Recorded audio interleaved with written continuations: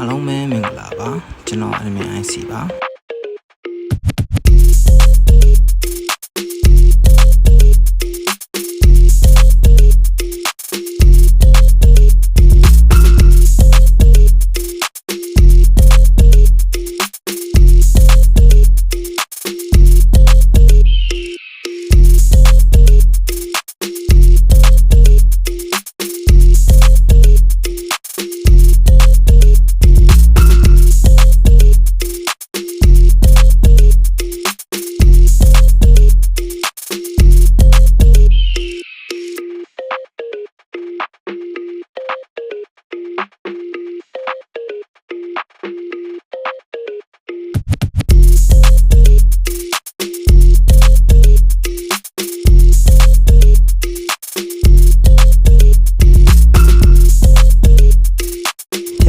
အတွက် HM ကို Telegram Channel မှာဝင်ရောက်ကြည့်ရှုနိုင်ပါတယ်ခင်ဗျာ